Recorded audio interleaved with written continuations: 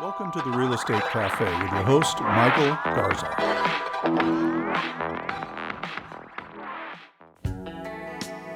Good morning, Internet. This is Mike Garza for eXp Realty in San Ramon. And this week I thought I would bring a series of bullet points.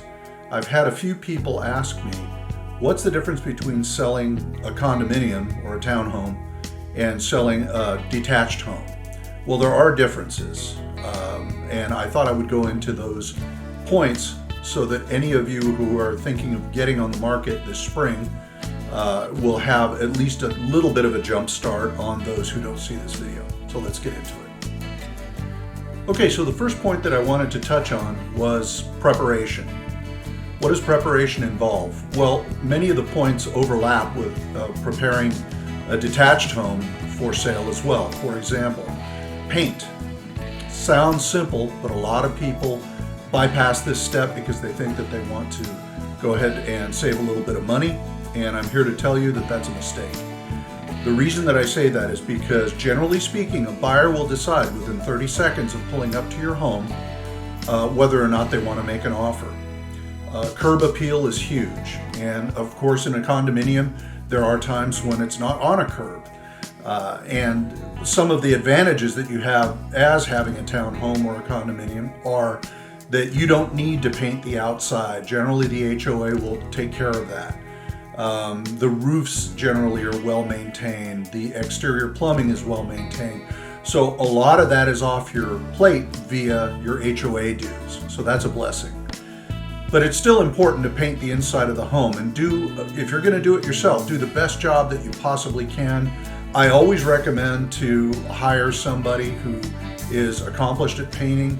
I myself can't paint my way out of a bucket, so I almost always hire somebody who paints to help me out with that. The next point that I wanted to cover was, and this is something that even a lot of agents, if they don't do a lot of condominiums or townhomes, don't think of, and that is order HOA docs. The Homeowners Association documents, they're not cheap. They can cost anywhere from $200 to I've seen them as high as $1,000. The reason that I say order those ahead of time is because the state of California requires that if your documentation that you received when you bought the condominium is over a year old, they've got to be replaced. And it's always helpful to supply the minutes to the HOA docs as well. What do I mean by that? Well, when you have HOA meetings, generally that ends up being a complaint session. If you order the minutes, which are the notes based on each meeting, that'll afford your buyer full disclosure.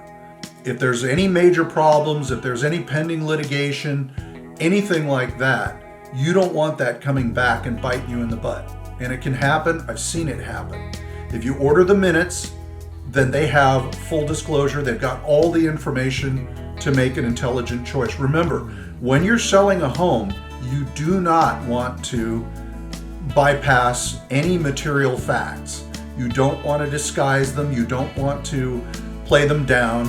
You want to present material facts as they come to you. And the reason that this is important, once again, is because that can come back and bite you. If you didn't tell somebody something important about your condo that can be proven that you knew about, they can sue you, and who knows what can happen beyond that.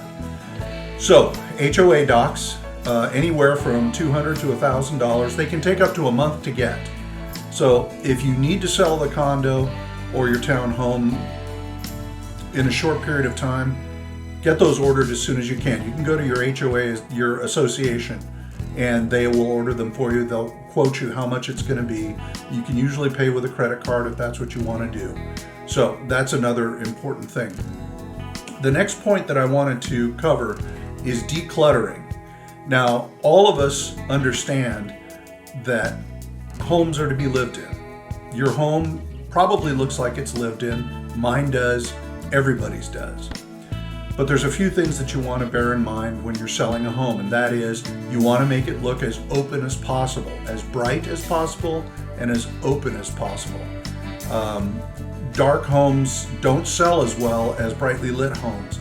That's why any experienced agent, when they come into your home to show it, they're going to turn on all the lights, they're going to open the drapes, they're going to open the blinds, so that the prospective buyer can see the home in the most positive light, if you pardon the pun. So the next point that I wanted to go over was a deep clean. Now, this is not to say that you don't keep your house clean. I'm sure that you do. However, it's important to understand that there are parts of the house that a buyer will be interested in looking at that you don't even think of anymore. For example, behind the toilet, the kick panels in the kitchen, or in the bathroom if you have cabinets in the bathroom that sit on the ground, the front of the shower pan in the bathroom. What do your fixtures look like? Do they have mineral deposits on them?